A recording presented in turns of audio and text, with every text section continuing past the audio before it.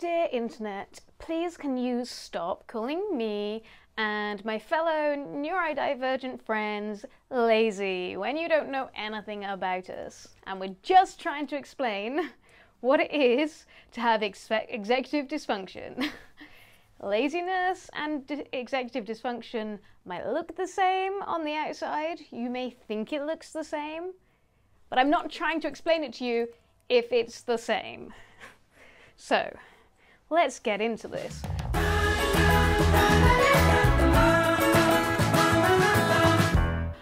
I have been surprised that the one thing I have heard more than anything else since being diagnosed with autism and since kind of digging into the things that are going on has been that I'm just lazy.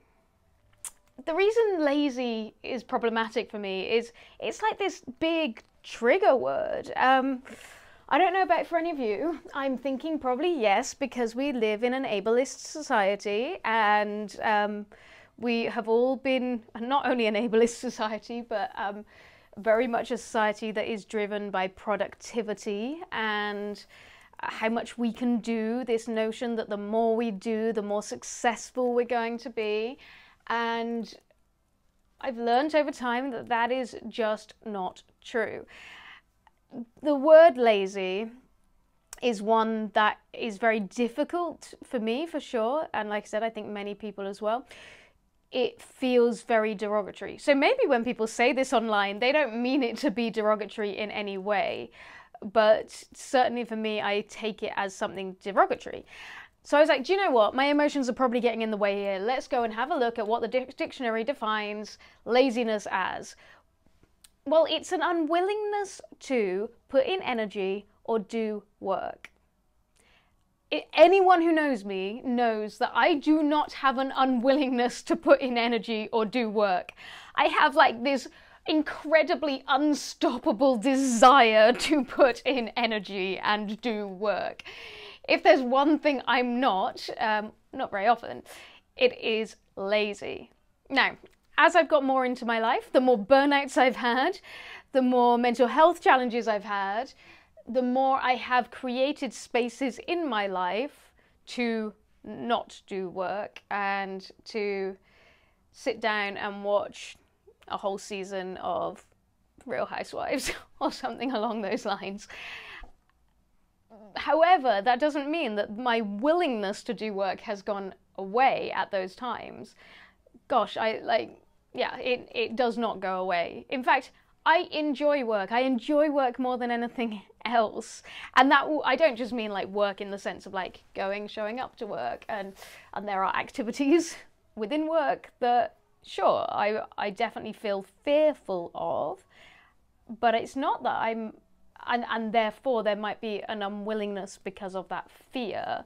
But actually, on the whole, and many of the tasks that we're talking about when it comes to this have nothing to do with the things that we don't want to do. It's not about unwillingness. As I said, this is coming up a lot when we talk about executive dysfunction, or a deficit in executive function, which is related to being neurodivergent.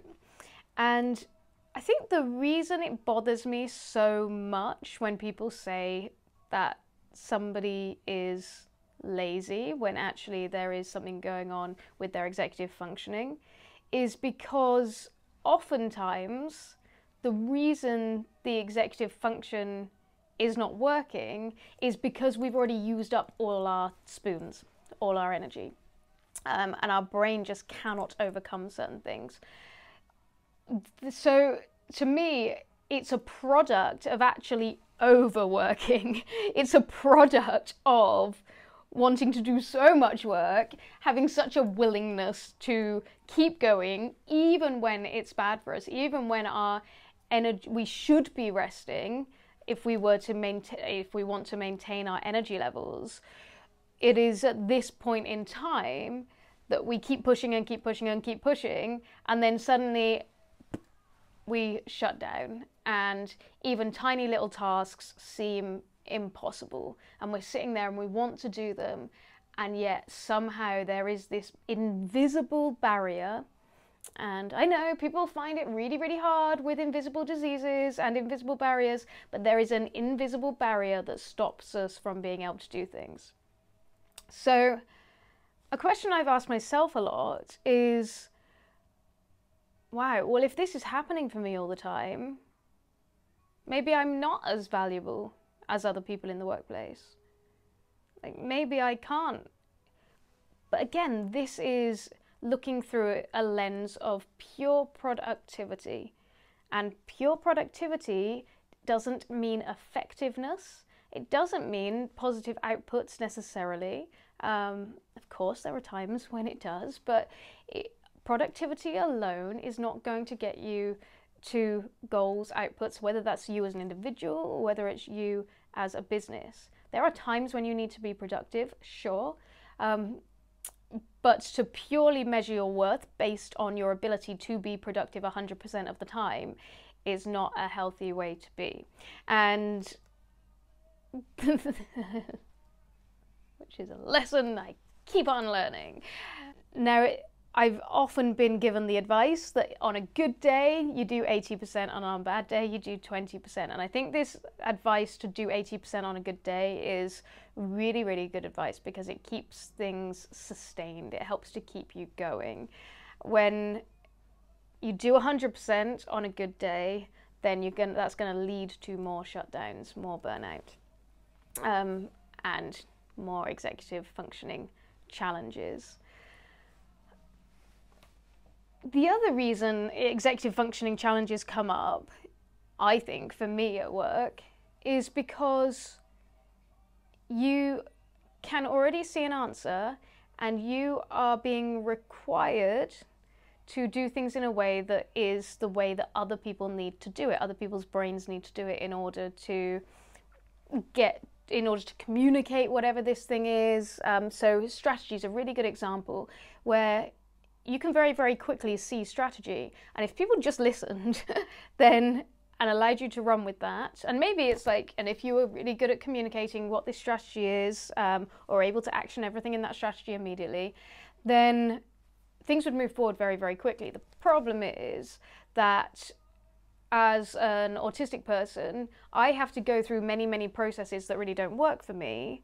So I could have got to where we need to get to really, really quickly. But because other people need to go through long-winded processes, lots of long conversations, etc., etc., it is all of those things also lead to executive dysfunctioning. So sometimes it shows up at times when it's like you don't even need that moment. That moment is something that somebody else needs in order to come along. And I know that's important in the workplace. I know that that is a part of showing up and functioning in the workplace. However, if there was more understanding about the capabilities that you, as a neurodivergent person, bring to the party, and the things that are going to put barriers in that way, and also the things that are going to allow those strengths to shine, then those moments of, those issues are not going to come up as frequently. We would design our processes differently, and guess what? Even without all that extra productivity, even with moments of executive dysfunctioning, we would still get to where we want to go. Maybe quicker, maybe more creatively, maybe we would get to a better place that doesn't damage people and the planet as we build our businesses. I want to say to all those people out there who are getting called lazy by others or by yourself, I know you do it for yourself. I do it for myself too.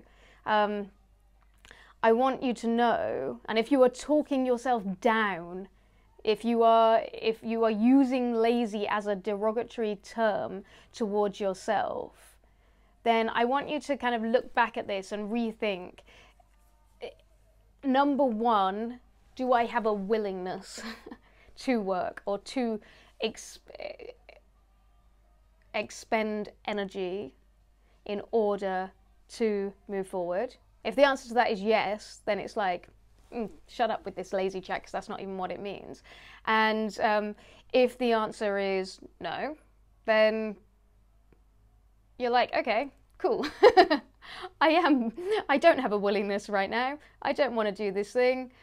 Do I need to do this thing right now? Maybe I do, maybe I don't, whatever. I'll just like, this is my life. I'm living it. It's not really up to anybody else to call me lazy. And then if you are willing to put in the work, if you are wanting to put energy into working towards something, then that allows you to take a deep breath, to recognize, okay, there's something going on right now because my brain works the way my brain works. And is there a reason? Try and examine those reasons so that you can stop it from happening again. Have you been overdoing it?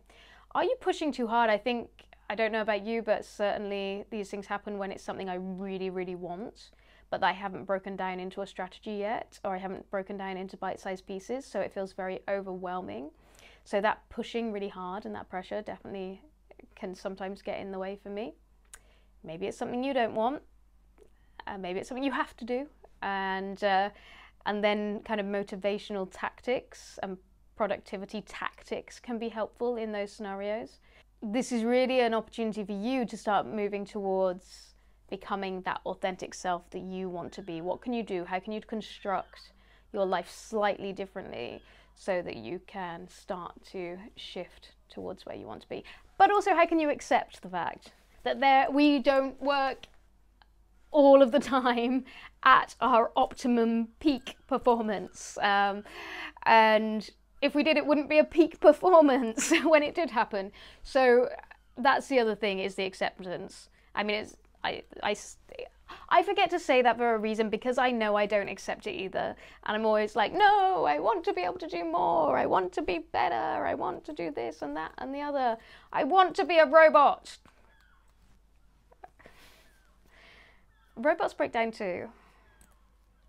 And also, they don't have some of the really cool things that humans have. I hope that rant was useful for you. I kind of enjoyed it, I gotta say. And if you are somebody who's out there calling everybody lazy, then stop doing it, please. You can call yourself lazy should you wish, but it's not very helpful. What even is it? What do you mean? Why are you doing it? That's the questions you really need to be asking yourself.